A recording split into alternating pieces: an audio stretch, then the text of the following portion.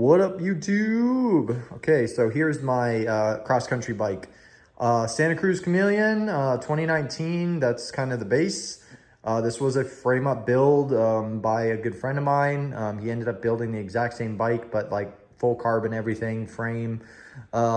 Same fork, but the factory Kashima, that sort of stuff. But started off as a frame, and then he built it from that. So kind of to get started, like I said, it's a size medium, 27.5 inch front and rear. The Chameleon will do 29, 27.5 front or rear. So that's kind of why they call it the Chameleon, I guess. I rode a 2022 yellow one my brother had, really loved it, but hopped on a full suspension trying to keep up with my buddies in cross country, and honestly it was just getting smoked. So hopped on the hardtail bandwagon. Really good way to learn to ride, how to pick your lines a little bit better. I mean, honestly, with the full suspension, I just bombed over everything and it kind of just ate everything up. This definitely, I think, teaches you a little bit to, pick and choose your lines a little bit better, a little bit more strategically. I think, especially initially helps you, in the long run, kind of be a little bit more better of a rider. I mean, pretty basic build. I don't know what these bars are, but for me, they're trash. They're pretty straight. I definitely need some sort of a rise. It's a frame size medium. I'm 6 foot, so I definitely need something a little bit. I actually have some bars back at my place, so I'm going to be swapping those out for something with like a 35 mil rise on it. See how that goes. Fox 34 performance in the front. Pretty basic. It's not the Grip 2. It doesn't have all the crazy high speed, low speed, compression, rebound, whatever. But honestly, been a rock solid fork. Can't really go wrong with it. I don't really feel I need much more than that right now. I'm not a super advanced rider, so I'm pretty happy with it.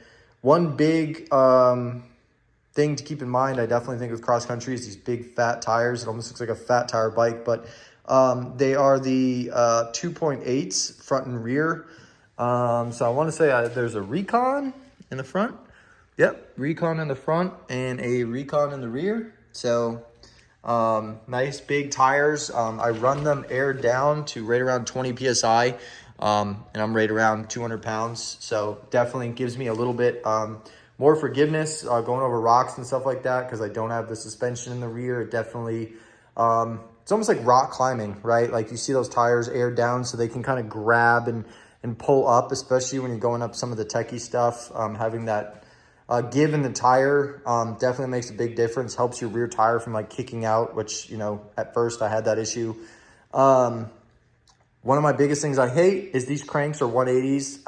I don't know why they're so big, but I pretty much whap them on everything that, in the pedals. Like it's kind of, I want like a 165, give me a little bit more, clearance for when I'm pedaling, going up over stuff. Definitely kind of been a pain. I'm not used to that. Honestly, don't know what the cranks are, but they're going to get replaced. It looks like Truvative, but like I said, they're 180s. One-up pedals, same deal. They're on it. They're like $150 pedals. I usually run plastic. Really good pedal. Definitely, haven't slipped off. Usually wear shin guards anyways. Sure, everyone has it, but too many times have I seen the bone in my shin from bike pedals. RockShox reverb, C-post, honestly, trash. I've had it rebuilt a couple times. I keep it, oiled, lubricated, all that sort of thing, but like it just kind of works and it wants to. And then this lever too, like this thing just, like I can move it all over the place. I've taken it off and tightened it and that sort of thing, but it's almost got a mind of its own. SRAM brakes, not entirely sure the size, but they stop, perfectly fine. SRAM GX 10 to 50 rear cassette. Pretty basic build. Don't know the exact weight. I'd say high 20s, maybe around 28, 29 pounds. I know it's sub 30. It was weighed by my buddy before I got it.